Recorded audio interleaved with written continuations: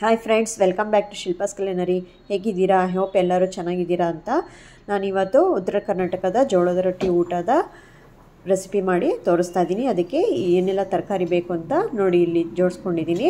ಬದನೆಕಾಯಿ, ಹೀರೆಕಾಯಿ ಮತ್ತು ಒಂದಷ್ಟು ಪಚ್ಚಡಿ ಮಾಡೋದಕ್ಕೆ ಕ್ಯಾರೆಟ್ ಇದೆಲ್ಲ ಬೇಕಾಗುತ್ತೆ.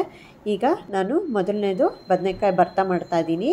ಸೊ ಬೆಂಗನ್ ಭರ್ತಾ ಮಾಡೋದಕ್ಕೆ 2 ಬದನೆಕಾಯಿ ದೊಡ್ಡದು ತೊಗೊಂಡಿದ್ದೀನಿ. ಇದನ್ನು ನಾವು ಸ್ಟವ್ ಮೇಲೆ ಈ ಥರ ಮೆಶ್ ಮೇಲೆ ಇಟ್ಟು ಸುಟ್ಕೋಬೇಕು. ಚೆನ್ನಾಗಿ ಮೆತ್ತಗಾಗೋವರೆಗೂ. ಈಗ ಮುಟ್ಟು ನೋಡಿದ್ರೆ ಗೊತ್ತಾಗುತ್ತೆ ಮೆತ್ತಗಾಗಿದೆ ಅಂದರೆ ಒಳಗಡೆ ಬೆಂದಿದೆ ಅಂತ.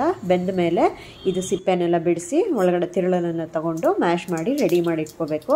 ಈಗ ಕಾದ ಎಣ್ಣೆಗೆ ಸ್ವಲ್ಪ ಸಾಸಿವೆ, ಒಂದಿಷ್ಟು ಜೀರಿಗೆ, ಆಮೇಲೆ ಒಂದು ಈರುಳ್ಳಿನ ಈ ಥರ ದಪ್ಪಗೆ ಹೆಚ್ಚಿಟ್ಕೊಂಡಿರೋದು ಹಾಕಿ ಚೆನ್ನಾಗಿ ಬಾಡಿಸ್ಕೋಬೇಕು.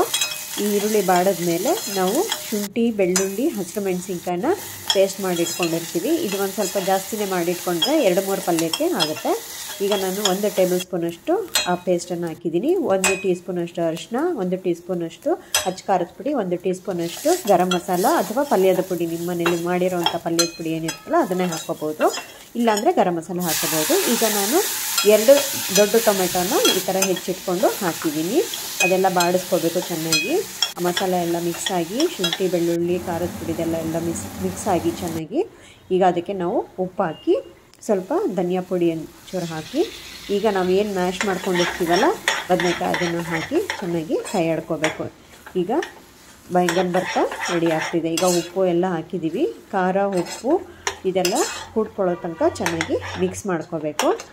ಇದು ಚೆನ್ನಾಗಿ ಬೆಂದಿರಬೇಕು. ಬದನೆಕಾಯಿ ಚೆನ್ನಾಗಿ ಬೆಂದಿದ್ರೆ ಈ ಥರ ಮ್ಯಾಶ್ ಆಗಿ ಪಲ್ಯ ಅಥವಾ ಬೆಂಗನ್ ಭರ್ತಾ ಚೆನ್ನಾಗಾಗುತ್ತೆ. ಈಗ ಲಾಸ್ಟಲ್ಲಿ ಕೊತ್ತಂಬರಿ ಸೊಪ್ಪನ್ನ ಉದುರಿಸಿದ್ರೆ ಆಯಿತು, ಬೆಂಗನ್ ಭರ್ತಾ ರೆಡಿ. ಈಗ ನಾವು ಸೆಕೆಂಡ್ ಒನ್ನು ಹೀರೆಕಾಯಿ ಎಣ್ಗಾಯನ್ನ ಮಾಡ್ತಾಯಿದ್ದೀವಿ. ಅದಕ್ಕೆ ಕಾದ ಎಣ್ಣೆಗೆ ಸ್ವಲ್ಪ ಸಾಸಿವೆ, ಜೀರಿಗೆ ಮತ್ತು ಈರುಳ್ಳಿ, ಕರಿಬೇವಿನ ಸೊಪ್ಪು ಎರಡನ್ನು ಹಾಕ್ಕೊಂಡು ಚೆನ್ನಾಗಿ ಬಾಡಿಸ್ಕೋಬೇಕು. ಒಂದು ಅರ್ಧ ಈರುಳ್ಳಿ ಬಾಡಿದ್ಮೇಲೆ ಮತ್ತೆ ಅದೇ ನಾನು ಹೇಳಿದ್ನಲ್ಲ ಹಸಿರು ಮೆಣಸಿನ್ಕಾಯಿ, ಶುಂಠಿ, ಬೆಳ್ಳುಳ್ಳಿ ಪೇಸ್ಟು ಅದನ್ನು 1 ಟೇಬಲ್ ಸ್ಪೂನಷ್ಟು ಹಾಕ್ಕೋಬೇಕು. ಇಲ್ಲಿ ನಾನು ಒಂದು 3 ಹೀರೆಕಾಯಿನ ತೊಗೊಂಡಿದ್ದೀನಿ, ಎಳೆ ಹೀರೆಕಾಯಿ. ಅದನ್ನು ತೊಳೆದು ಸಿಪ್ಪೆಲ್ಲ ತೆಗೆದು ಹೆಚ್ಚಿಟ್ಕೊಂಡಿದ್ದೀನಿ. ಸ್ವಲ್ಪ ಈಗ ಅರಿಶಿನ ಹಾಕಿ ಮತ್ತೆ ಬಾಡಿಸ್ಬೇಕು. ಈಗ ಮೀಡಿಯಮ್ ಫ್ಲೇಮಲ್ಲೇ ಬಾಡಿಸ್ತಾ ಇರಬೇಕು. ಈಗ ನಾನು ಹೆಚ್ಚಿಟ್ಕೊಂಡಿರೋಂಥ ಹೀರೆಕಾಯಿನ ಹಾಕಿದೆ. ಸೊ ಎಳೆಯಾಗಿರೋಂಥ ಹೀರೆಕಾಯಿ ಈ ಥರ ಸಿಪ್ಪೆ ತೆಗೆದು ಬಾಡಿಸ್ಕೋಬೇಕು. ಎಲ್ಲ ಹೆಚ್ಚಿ ಈ ಥರ ಬಾಡಿಸ್ಕೊಂಡು ಸ್ವಲ್ಪ 1-2 ನಿಮಿಷ ಬಾಡಿಸ್ಕೊಂಡಾದ್ಮೇಲೆ 2 ಲೋಟದಷ್ಟು ನೀರು ಹಾಕಿ ಬೇಯಕ್ಕೆ ಇಡಬೇಕು. ಹೀರೆಕಾಯಿ ಚೆನ್ನಾಗಿ ಬೇಯಕ್ಕೆ ಬಂತು ಅಂದಮೇಲೆ ಅದಕ್ಕೆ ಸ್ವಲ್ಪ ಉಪ್ಪು ಮತ್ತು ಇಲ್ಲಿ ನಾನು ಕೊಬ್ಬರಿ ಚಟ್ನಿ ಪುಡಿ ಮಾಡ್ಕೊಂಡಿರ್ತೀನಲ್ಲ ಅದನ್ನೇ ಹಾಕ್ತೀನಿ. ಮತ್ತು ಹುಚ್ಚೆಳ್ಳು ಪುಡಿ, ಶೇಂಗಾ ಚಟ್ನಿ ಪುಡಿ ಮತ್ತು ಹುಣಸೆ ರಸ, ಇದು ಕಡಲೆಪಪ್ಪು ಪುಡಿ ಮತ್ತು ಬೆಲ್ಲ, ಆಮೇಲೆ ಹುಣಸೆ ರಸನೂ ಹಾಕಿದ್ರೆ ಎಲ್ಲದೂ ಬಂತು. ಇದರಲ್ಲಿ ಉಪ್ಪು, ಹುಳಿ, ಖಾರ, ಬೆಲ್ಲ ಎಲ್ಲ ಸೇರಿದೆ. ಸೊ ಈಗ ಈ ಪಲ್ಯ ಕುದಿಯೋದಕ್ಕೆ ಬಿಟ್ಟರೆ ಆಯಿತು. 1-3 ನಿಮಿಷ ಪಲ್ಯ ಕುದಿದ್ಮೇಲೆ, ಹೀರೆಕಾಯಿ ಕುದಿದ್ಮೇಲೆ ಲಾಸ್ಟಲ್ಲಿ ಕೊತ್ತಂಬರಿ ಸೊಪ್ಪು ಹಾಕಿದ್ರೆ ಮುಗಿಯಿತು, ಹೀರೆಕಾಯಿ ಪಲ್ಯ ರೆಡಿ ಇದೆ. ಈಗ ನೆಕ್ಸ್ಟು ನಾವು ಹೆಸರು ಕಾಳು ಪಲ್ಯನ ಮಾಡಬೇಕು. ಸೊ ಫಸ್ಟು ಕಾದಿರೋ ಎಣ್ಣೆಗೆ ಸಾಸಿವೆ ಹಾಕಿ, ಸಾಸಿವೆ ಚಟಪಟ ಅಂತ ಸಿಡಿದ್ಮೇಲೆ ಜೀರಿಗೆ, 1 ಟೀ ಸ್ಪೂನಷ್ಟು ಜೀರಿಗೆ ಹಾಕಬೇಕು. ಆಮೇಲೆ 1 ಗೆಡ್ಡೆ ಈರುಳ್ಳಿನ ಹಾಕಬೇಕು. ಹೆಚ್ಚಿಟ್ಕೊಂಡಿರೋ ಈರುಳ್ಳಿ ಹಾಕಿ, ಕರಿಬೇವಿನ ಸೊಪ್ಪನ್ನ ಹಾಕಿ ಕೈ ಆಡಬೇಕು. ನಾವು ಇದಕ್ಕೆ ಹೆಸರು ಕಾಳು ಹಿಂದಿನ ರಾತ್ರಿನೇ ನೆನೆಸಿಟ್ಕೋಬೇಕು. ನೆನೆಸಿಟ್ಕೊಂಡಿರೋಂಥ ಕಾಳು ಹಾಕಬೇಕು. ಈಗ ನಾನು ಮತ್ತೆ ಅದೇ ಹಸಿರು ಮೆಣಸಿನ್ಕಾಯಿ, ಶುಂಠಿ, ಬೆಳ್ಳುಳ್ಳಿ ಪೇಸ್ಟನ್ನು ಹಾಕಿ ಚೆನ್ನಾಗಿ ಕೈ ಆಡಿದ್ದೀನಿ. ಈಗ ಅದಕ್ಕೆ 1 ಚಮಚ ಅರಿಶಿನ ಹಾಕಿ ಮತ್ತು ಒಂದು ಸ್ವಲ್ಪ ಒಗ್ಗರಣೆಯನ್ನು ಬಾಡಿಸ್ಕೋಬೇಕು. ಇದಿಷ್ಟು ಲೋ ಫ್ಲೇಮಲ್ಲೇ ಮಾಡ್ಕೊತಿರ್ಬೇಕು. ಈಗ ಅದಕ್ಕೆ ನಾವು ನೆಂದಿರೋಂಥ ಹೆಸರು ಕಾಳು 1 ಹಿಡಿಯಷ್ಟು ಅಥವಾ 2 ಹಿಡಿಯಷ್ಟು ಹೆಸರು ಕಾಳನ್ನು ನಾನು ನೆನೆಸಿ ಈ ಥರ ಹಾಕ್ತಿದ್ದೀನಿ. ಸೊ ಈಗ ಹೆಸರು ಕಾಳು ನಿಮಗೆ ಎಷ್ಟು ಅಳತೆ ಬೇಕೋ ಅಷ್ಟು ತಕ್ಕಾಗಿ ಮಾಡ್ಕೋಬೋದು. ನಾನೀಗ 2 ಹಿಡಿಯಷ್ಟು ಹೆಸರು ಕಾಳು ನೆನೆಸಿದ್ದೆ. ಅದನ್ನು ಸ್ವಲ್ಪ ಒಗ್ಗರಣೆಯಲ್ಲಿ ಚೆನ್ನಾಗಿ ಬಾಡಿಸಿ, ಈಗ ಅದು ಹೆಸರು ಕಾಳು ಬೇಯೋಕ್ಕೆ 2-3 ಲೋಟ ನೀರು ಬೇಕು. ಯಾಕೆಂದರೆ ಇದು ಹಸಿ ಕಾಳು ಆಗಿರೋದು, ಬೇಯಿಸಿಲ್ಲ ನಾವು. ಈಗ ಈ ಒಗ್ಗರಣೆಯಲ್ಲೇ ಈ ನೀರಲ್ಲೇ ಬೇಯಬೇಕದು. ಸೊ ಈಗ 2-2.5 ಲೋಟದಷ್ಟು ನೀರು ಹಾಕಿ ಚೆನ್ನಾಗಿ ಬೇಯೋಕ್ಕೆ ಬಿಡಬೇಕು. ಈಗ 1/4 ಭಾಗ ಬೆಂದಿದೆ ಅಂತಂದಾಗ ಸ್ವಲ್ಪ ಹುಣಸೆ ರಸ ಹಾಕಬೇಕು. ಈ ಥರ ಹುಣಸೆ ರಸ ಎಲ್ಲ ಹಾಕಿ ಚೆನ್ನಾಗಿ ಮತ್ತೆ ಕೈಯಾಡಿ, ಈಗ ಅದಕ್ಕೆ ನಾನು ಒಂದು ಅರ್ಧ ಕಟ್ಟಷ್ಟು ಸಬ್ಬಸಿಗೆ ಸೊಪ್ಪನ್ನು ಚೆನ್ನಾಗಿ ತೊಳೆದು ಸಣ್ಣದಾಗಿ ಹೆಚ್ಚಿಟ್ಕೊಂಡಿದ್ದೀನಿ. ಸೊ ಅದನ್ನು ಹಾಕಬೇಕು. ಮುಕ್ಕಾಲು ಬೆಂದಿದೆ ಈಗಾಗಲೇ ಹೆಸರು ಕಾಳು. ಅಂಥ ಟೈಮಲ್ಲಿ ಸೊಪ್ಪನ್ನು ಹಾಕಿ ಸೊಪ್ಪು ಮತ್ತು ಕಾಳು ಎರಡನ್ನೂ ಬೇಯಕ್ಕೆ ಬಿಡಬೇಕು. ಈಗ ಅದಕ್ಕೆ ನಾವು ಪಲ್ಯದ ಪುಡಿ ಮತ್ತು ಗುರಳ್ ಪುಡಿ ಅಂದರೆ ಹುಚ್ಚಳ ಪುಡಿ ಏನು ಮಾಡ್ಕೊಂಡಿರ್ತೀವಲ್ಲ ಅದು ಹಾಕಬೇಕು. ಎರಡು 1 ಟೀ ಸ್ಪೂನಷ್ಟು ಹಾಕಿದ್ರೆ ಸಾಕು. ಪಲ್ಯದ ಪುಡಿ ಅಥವಾ ಸಾಂಬಾರು ಪುಡಿ ಅಂತ ನೀವೇನು ಕರಿತೀರಲ್ಲ ಅದನ್ನು ಹಾಕೋಬೋದು. ಸೊ ಈಗ ಪಲ್ಯ ಕುದೀತಾ ಇದೆ ಚೆನ್ನಾಗಿ. ಕಾಳು ತುಂಬ ಮೆತ್ತಗೆ ಬೇಯಬಾರ್ದು, ಒಂದು ಮುಕ್ಕಾಲು ಚೆನ್ನಾಗಿ ಬೆಂದಿದೆ ಅಂತ ಗೊತ್ತಾದರೆ ಸಾಕು. ಅಷ್ಟು ಕುದಿಯೋಷ್ಟು ಬಿಟ್ಟರೆ ಸಾಕು. ಈಗ ಹೆಸರುಕಾಳು ಪಲ್ಯ ರೆಡಿ ಇದೆ. ಈಗ ನಾವು ಬದನೆಕಾಯಿ ಎಣ್ಗಾಯಿ ಮಾಡ್ಕೊಳ್ಳೋದಕ್ಕೆ ಈ ಥರ ಸಣ್ಣ ಸಣ್ಣ ಬದನೆಕಾಯನ್ನು ತೊಗೊಂಡಿದ್ದೀವಿ.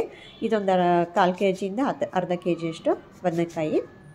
ಇದನ್ನು ಚೆನ್ನಾಗಿ ಉಪ್ಪಿನ ನೀರಲ್ಲಿ ತೊಳ್ಕೊಬೇಕು. ಆ ಉಪ್ಪಿನ ನೀರು ಪಾತ್ರೆ ಒಳಗಡೆ ನಾನೀಗ ಬದನೆಕಾಯಿನ ಈ ಥರ ಕ್ರಾಸ್ ಮಾರ್ಕಲ್ಲಿ ಕಟ್ ಮಾಡಿ ಅದರೊಳಗೆ ಹಾಕಿ ಚೆನ್ನಾಗಿ ತೊಳೆದು ರೆಡಿ ಮಾಡಿಟ್ಕೊಳ್ತೀನಿ. ಸೊ ಇದಕ್ಕೆ ಮಸಾಲೆನ ನಾನು ಇನ್ನೊಂದು ವಿಡಿಯೋದಲ್ಲಿ ಹೇಳ್ತೀನಿ. ಬದನೆಕಾಯಿಗೆ ಇದು ರೆಡ್ ಮಸಾಲ ಎಣ್ಗಾಯಿ. ಇದು 2 ಥರನೂ ಮಾಡ್ತಾರೆ, ಗ್ರೀನ್ ಕಲರು ಮಾಡ್ತಾರೆ ಮತ್ತು ರೆಡ್ ಮಸಾಲೆನೂ ಮಾಡ್ತಾರೆ. ಇವತ್ತು ನಾನು ಮಾಡ್ತಾ ಇರೋದು ರೆಡ್ ಮಸಾಲೆ ಬದನೆಕಾಯಿ ಎಣ್ಗಾಯಿ. ಈಗ ನಾವು ಕಾದಿರೋ ಪಾತ್ರೆಯಲ್ಲಿ 4 ಟೀ ಸ್ಪೂನಷ್ಟು, ಇದು ಎಣ್ಗಾಯಿ ಆಗಿರೋದ್ರಿಂದ ಸ್ವಲ್ಪ ಎಣ್ಣೆ ಜಾಸ್ತಿ ಹಾಕ್ಕೋಬೇಕು. 4 ಟೇಬಲ್ ಸ್ಪೂನಷ್ಟು ಎಣ್ಣೆ ಹಾಕಿ ಆಮೇಲೆ ಸಾಸಿವೆ ಹಾಕಿ ಸಿಡಿದ ಮೇಲೆ ಜೀರಿಗೆ ಹಾಕಿ ಈಗ ಇದರೊಳಗಡೆ ಬದನೆಕಾಯಿ ನಾವೇನು ತೊಳ್ಕೊಂಡಿದ್ವಲ್ಲ ಉಪ್ಪಿನ ನೀರಲ್ಲಿ ಅದನ್ನು ಹಾಕಬೇಕು. ಈರುಳ್ಳಿಯನ್ನು ಹಾಕೋ ಅವಶ್ಯಕತೆ ಇಲ್ಲ, ಯಾಕೆಂದರೆ ನಾವು ಮಸಾಲೆ ರುಬ್ಬುವಾಗಲೇ ಈರುಳ್ಳಿ ಫ್ರೈ ಮಾಡಿ ಹಾಕಿ ರುಬ್ಬಿರ್ತೀವಿ. ಸೊ ಇದರದ್ದು ರೆಸಿಪಿ ಇನ್ನೊಂದು ವೀಡಿಯೋದಲ್ಲಿ ಹಾಕ್ತೀನಿ. ಸೊ ಇದು ರೆಡ್ ಮಸಾಲ ಎಣ್ಗಾಯಿ. ಈಗ ಬದನೆಕಾಯಿ ಎಣ್ಣೆಲೇ ಚೆನ್ನಾಗಿ ಬಾಡಬೇಕು. ಈ ಥರ ಫ್ರೈ ಆಗಿದೆ ಅಂತಂದಾಗ ಈಗ ನಾವು ರುಬ್ಬಿರೋ ಫಸ್ಟು ನೀರನ್ನು ಹಾಕಿ ಬಿಸಿ ನೀರನ್ನ ಹಾಕಿ ಬೇಗ ಆಗಬೇಕಂದ್ರೆ ಬಿಸಿನೀರು ಹಾಕಿ ಸ್ವಲ್ಪ ಬೇಯೋದಕ್ಕೆ ಬಿಡಬೇಕು. ಬದನೆಕಾಯಿ ಒಂದು ಮುಕ್ಕಾಲು ಬೆಂದಿದೆ ಅಂತ ಗೊತ್ತಾದಮೇಲೆ ಈಗ ನಾವೇನು ರುಬ್ಬಿದ್ದೀವಲ್ಲ ಮಸಾಲ, ರೆಡ್ ಮಸಾಲ, ಇದನ್ನು ಹಾಕ್ಕೋಬೇಕು. ಕೆಂಪು ಖಾರ ಅಂತ ಹೇಳ್ತೀವಲ್ಲ ಅದು ಕೆಂಪು ಖಾರದ ಮಸಾಲ. ಇದು ಹಾಕಿ ಚೆನ್ನಾಗಿ ಕೈ ಆಡಿಬಿಟ್ಟು ಮತ್ತು ಇನ್ನೂ ಒಂದು 10 ನಿಮಿಷ ಕುದಿಯೋಕ್ಕೆ ಬಿಡಬೇಕು. ಈಗ ಆ ಮಸಾಲೆನೆಲ್ಲ ಬದನೆಕಾಯಿ ಹೀರ್ಕೊಂಡಿದೆ. ಕೆಂಪು ಮಸಾಲೆ ಬದನೆಕಾಯಿ ಎಣ್ಗಾಯಿ ರೆಡಿ ಇದೆ. ಇದಕ್ಕೆ ಸ್ವಲ್ಪ ಕೊತ್ತಂಬರಿ ಸೊಪ್ಪು ಹಾಕಿ ಆಫ್ ಮಾಡಿಬಿಡ್ಬೇಕು. ಈಗ ನೆಕ್ಸ್ಟ್ ನಾವು ಜುನ್ಕದ ವಡೆ ಮಾಡ್ತಾಯಿದ್ದೀವಿ.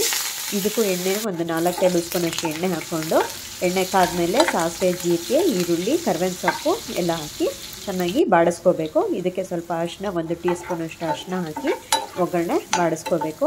ಇದಕ್ಕೆ ನಾನು ಮತ್ತು ಹಸಿರು ಮೆಣಸಿನ್ಕಾಯಿ, ಶುಂಠಿ, ಬೆಳ್ಳುಳ್ಳಿ ಪೇಸ್ಟ್ ಮಾಡ್ಕೊಂಡಿದ್ನಲ್ಲ ಅದನ್ನು ಹಾಕಿ ಹಸಿ ವಾಸನೆ ಹೋಗೋವರೆಗೂ ಚೆನ್ನಾಗಿ ಹುರ್ಕೋಬೇಕು. ಮೀಡಿಯಮ್ ಫ್ಲೇಮಲ್ಲೇ ಕೈಯಾಡ್ತಾನೆ ಇರಬೇಕು, ಹುರ್ಕೋಬೇಕು. ಈಗ ಉಪ್ಪನ್ನ ನಾನು ಇವಾಗಲೇ ಸೇರಿಸ್ತಾ ಇದ್ದೀನಿ, ಯಾಕೆಂದರೆ ಆಮೇಲೆ ಕಡಲೆ ಹಿಟ್ಟನ್ನು ಹಾಕ್ತಾಯಿದ್ದೀವಿ. ಜುನ್ಕ ವಡೆ ಅಂತಂದರೆ ಕಡಲೆ ಹಿಟ್ಟಲ್ಲೇ ಮಾಡೋದು. ಅದಕ್ಕೆ ಈಗ ಉಪ್ಪನ್ನ ಇವಾಗಲೇ ಸೇರಿಸ್ಬಿಡ್ತೀನಿ. ಸೊ ಈಗ ನಾನು 1 ಬೌಲಷ್ಟು ಕಡಲೆ ಹಿಟ್ಟನ್ನು ತೊಗೊಂಡಿದ್ದೀನಿ. ಈ ಹಸಿ ಕಡಲೆ ಹಿಟ್ಟು ಏನಿರ್ತಲ್ಲ, ಕಡಲೆಬೇಳೆ ಹಿಟ್ಟು ಅಂತ ಕರಿತೀವಲ್ಲ, ಅದನ್ನು ಬೋಂಡ ಮಾಡ್ತೀವಲ್ಲ ಅದೇ ಕಡಲೆಬೇಳೆ ಹಿಟ್ಟನ್ನು ಚೆನ್ನಾಗಿ ಎಣ್ಣೆಯಲ್ಲೇ ಹುರ್ಕೋಬೇಕು. ಮೀಡಿಯಮ್ ಫ್ಲೇಮಲ್ಲಿ ಚೆನ್ನಾಗಿ ಹುರ್ಕೊಂಡ್ಮೇಲೆ ಹಸಿ ವಾಸನೆ ಎಲ್ಲ ಹೋಯ್ತು ಅಂದಮೇಲೆ ಈಗ ನಾನು ಕುದೀತಿರೋ ಬಿಸಿ ನೀರನ್ನ ಇದರೊಳಗೆ ಹಾಕ್ತಾ ಸ್ವಲ್ಪನೇ ಹಾಕ್ತಾ ಕೈಯಾಡ್ತಾ ಬರ್ತೀನಿ. ಸೊ ಇದು ಏನು ಕಡಲೆಬೇಳೆ ಹಿಟ್ಟಿರುತ್ತಲ್ಲ ಚೆನ್ನಾಗಿ ಬೆಂದ್ಕೊಳ್ಳುತ್ತೆ. ಈಗ ನೋಡಿ ಈ ಥರ ಹಿಂಗೆ ಸ್ವಲ್ಪನೇ ಹಾಕ್ತಾ ಕೈಯಾಡ್ತಾ ಬರಬೇಕು.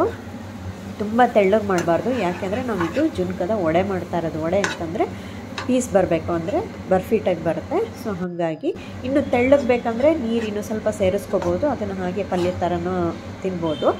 ನಾವೀಗ ಬರ್ಫಿ ಥರ ವಡೆ ಮಾಡ್ತಾಯಿದ್ದೀವಿ, ಅದಕ್ಕೋಸ್ಕರ ಈ ಥರ ಸ್ವಲ್ಪ ನೀರು ಹಾಕ್ಕೋಬೇಕು. ಇದು ಹೆಚ್ಚು ಕಮ್ಮಿ ಒಂದು 3/4 ಲೋಟದಷ್ಟು ನೀರು ಹಿಡಿದಿದೆ 1 ಬೌಲ್ ಕಡಲೆಬೇಳೆ ಹಿಟ್ಟಿಗೆ.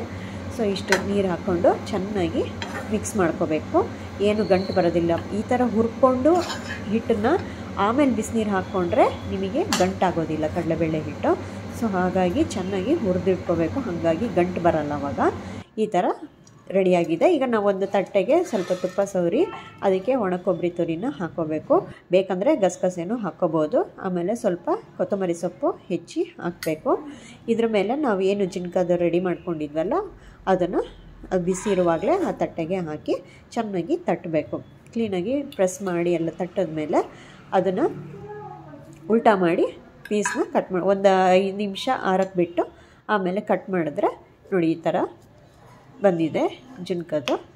ಸೊ ಕಡಲೆ ಹಿಟ್ಟಿನ ಜುನ್ಕ ರೆಡಿ ಇದೆ. ಇದನ್ನು ನಾನು ಹಿಂಗೆ ಉಲ್ಟಾ ಮಾಡಿ ಅದನ್ನು ಈ ಥರ ಮಾಡಬೇಕು. ನೋಡಿ ಈ ಥರ ಉಲ್ಟಾ ಮಾಡಿದಾಗ ಇದು ಜುನ್ಕ ಈ ಥರ ಬರುತ್ತೆ, ಗಟ್ಟಿಯಾಗಿ ಹಿಡಿದಿಟ್ಕೊಂಡಿರುತ್ತೆ.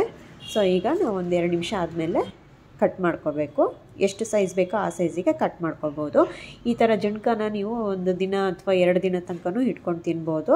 ಹಾಗೇ ಮಕ್ಕಳು ಕೈಯಲ್ಲಿ ಇಟ್ಕೊಂಡು ತಿನ್ನೋಕ್ಕೂ ತುಂಬ ಚೆನ್ನಾಗಿರುತ್ತೆ. ಇದು ಸುಮ್ಮನೆ ವಡೆ ಥರ ಇರುತ್ತೆ, ತಿನ್ಕೊಂಡು ಇರ್ಬೋದು. ಸೊ ಇದನ್ನು ಚಪಾತಿ ಅಥವಾ ರೊಟ್ಟಿ ಜೊತೆನೂ ಚೆನ್ನಾಗಿರುತ್ತೆ. ಈ ಥರ ಪೀಸ್ ಮಾಡಿದ್ರೆ ಜುಣ್ಕದ ವಡೆ ರೆಡಿ ಇರುತ್ತೆ. ಇದನ್ನು ಎಲ್ಲಾದರೂ ಜರ್ನಿಗೆ ಹೋಗಬೇಕಾದ್ರೆ ಟ್ರಾವೆಲಿಂಗ್ ಟೈಮಲ್ಲಿ ಮಾಡಿಕೊಂಡು ತೊಗೊಂಡೋಗ್ಬೋದು. ನೋಡಿ, ಈ ಥರ ಜುಣ್ಕದ ವಡೆ ರೆಡಿಯಾಗಿದೆ. ಕಡಲೆ ಹಿಟ್ಟಿಂದ ಮಾಡಿರೋ ಜುಣ್ಕ ವಡೆ ರೆಡಿ ಇದೆ. ಈಗ ಇದಿಷ್ಟನ್ನು ಮಾಡಿ ಆಗಿದೆ.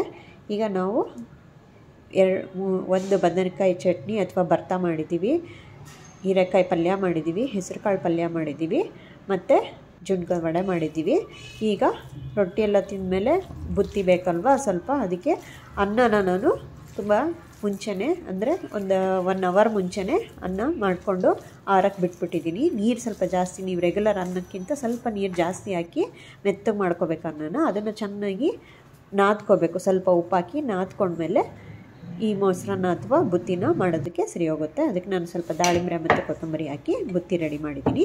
ಈಗ ನಾನು ಜೋಳದ ರೊಟ್ಟಿ ನನಗೆ ಲಟ್ಟಿಸೋದೇ ಈಸಿ ಅನಿಸುತ್ತೆ, ಸೊ ಅದಕ್ಕೆ ಲಟ್ಟಿಸ್ತಾ ಇದ್ದೀನಿ ಜೋಳದ ರೊಟ್ಟಿನ. ಈ ಥರ ರೊಟ್ಟಿನ ರೆಡಿ ಮಾಡಿಕೊಂಡು ಕಬ್ಬಿಣದ ಹಂಚನ್ನು ನಾನು ಯೂಸ್ ಮಾಡ್ತಾ ಇರೋದು. ಸೊ ಈಗ ಅದ್ರ ಮೇಲೆ ರೊಟ್ಟಿನ ಹಾಕಿ 2 ಕಡೆನೂ ಬೇಯಿಸ್ಕೋಬೇಕು. ಜೋಳದ ರೊಟ್ಟಿ ನೀವು 2 ಥರನೂ ಮಾಡ್ಬೋದು. ಲಟ್ಟಿಸಿನಾರ ಮಾಡ್ಬೋದು, ಇಲ್ಲ ಕೈಯಲ್ಲಿ ಬಡ್ದಾದರೂ ಮಾಡ್ಬೋದು. ನನಗೆ ಲಟ್ಟಿಸಿ ಮಾಡೋದಕ್ಕೆ ಈಸಿ ಅನಿಸುತ್ತೆ, ಅದಕ್ಕೆ ಮಾಡಿದೆ. ನಿಮಗೆ ಯಾವ ಥರ ಈಸಿ ಬರುತ್ತೆ ಅಥವಾ ಹೊಸದಾಗಿ ಕಲಿತಿದ್ದೀರಾ ಅಂತ ಕಮೆಂಟ್ ಬಾಕ್ಸಲ್ಲಿ ಕಮೆಂಟ್ ಮಾಡಿ ತಿಳಿಸಿ. ಈಗ ನಮ್ಮ ಜೋಳದ ರೊಟ್ಟಿ ರೆಡಿಯಾಗಿದೆ. ಈಗ ಸರ್ವ್ ಮಾಡೋಣ. ಸೌತೆಕಾಯಿ, ಕ್ಯಾರೆಟು, ಮೂಲಂಗಿ ಮತ್ತು ಸಣ್ಣ ಈರುಳ್ಳಿ ಗೆಡ್ಡೆ ಬರುತ್ತಲ್ಲ, ಈರುಳ್ಳಿ ಕಾವಲ್ಲಿರೋಂಥ, ಈರುಳ್ಳಿ ಹೂವಿನಲ್ಲಿ ಕೆಳಗಡೆ ಇರೋಂಥ ಗೆಡ್ಡೆ, ಮತ್ತು ಶೇಂಗಾ ಚಟ್ನಿ ಪುಡಿ, ಕಡಲೆ ಚಟ್ನಿ ಪುಡಿ, ಈಗ ಕೊಬ್ಬರಿ ಚಟ್ನಿ ಪುಡಿ, ಮತ್ತು ಇದು ಗುರಾಳ್ ಚಟ್ನಿ ಪುಡಿ ಅಂದರೆ ಹುಚ್ಚೆಳ್ಳು ಚಟ್ನಿ ಪುಡಿ. ಇದಿಷ್ಟನ್ನು ನಾನು ಮಾಡಿಟ್ಕೊಂಡಿರ್ತೀನಿ. ಇದು ಮಾಡಿಟ್ಕೊಂಡ್ರೆ ತುಂಬ ಹೆಲ್ಪ್ಫುಲ್ಲು. ಇಷ್ಟೊಂದು ಪಲ್ಯಗಳಿಗೂ ಈಸಿಯಾಗಿ ಮಾಡ್ಬೋದು. ಈಗ ಜುಣ್ಕದ ವಡೆ ರೆಡಿ ಇಟ್ಟಿದ್ದೀನಿ, ಸೊ ಅದನ್ನು ಇಟ್ಟಿದ್ದೀನಿ. ಇದು ಬೆಂಗನ್ ಭರ್ತಾ ಅಥವಾ ಬದನೆಕಾಯಿ ಭರ್ತಾ, ಅದು ಒಂದು ಸ್ವಲ್ಪ ಹಾಕಿದ್ದೀನಿ. ಮತ್ತು ಹೆಸರು ಕಾಳು ಮತ್ತು ಸಬ್ಸಿಗೆ ಸೊಪ್ಪು ಸೇರಿಸಿ ಮಾಡಿರೋಂಥ ಪಲ್ಯ, ಮತ್ತು ಬದನೆಕಾಯಿ, ಕೆಂಪು ಮಸಾಲದ ಎಣ್ಗಾಯಿ, ಆಮೇಲೆ ನಮ್ಮ ಹೀರೆಕಾಯಿ, ಇದು ಗ್ರೀನ್ ಮಸಾಲ ಮಾಡಿರೋಂಥ ಹೀರೆಕಾಯಿ ಎಣ್ಗಾಯಿ, ಎಲ್ಲದನ್ನು ಈಗ ಸರ್ವ್ ಮಾಡಿ ನಾವು ಜೋಳದ ರೊಟ್ಟಿನ ಮಾಡಿರೋದನ್ನು ಇಟ್ಟು ಈಗ ಅದಕ್ಕೆ ಮೊಸರು ಬುತ್ತಿ ಅಂತ ಏನು ಕರಿತೀವಲ್ಲ ಅದನ್ನು ಇಟ್ಟಿದ್ದೀನಿ. ಈಗ ನಮ್ಮ ಜೋಳದ ರೊಟ್ಟಿ ಊಟದ ಥಾಲಿ ಅಥವಾ ಲಂಚ್ ಥಾಲಿ ರೆಡಿ ಇದೆ. ಇಷ್ಟ ಆಗಿದ್ದರೆ ನೀವು ಒಂದು ಸತಿ ಟ್ರೈ ಮಾಡಿ ಹೇಗೆ ಬಂತು ಅಂತ ಕಮೆಂಟ್ ಬಾಕ್ಸಲ್ಲಿ ತಿಳಿಸಿ. ಈ ವಿಡಿಯೋ ಲೈಕ್ ಆಗಿದ್ದರೆ ಸಬ್ಸ್ಕ್ರೈಬ್ ಮಾಡಿ, ಶೇರ್ ಮಾಡಿ, ಕಮೆಂಟ್ ಮಾಡಿ. Thank you.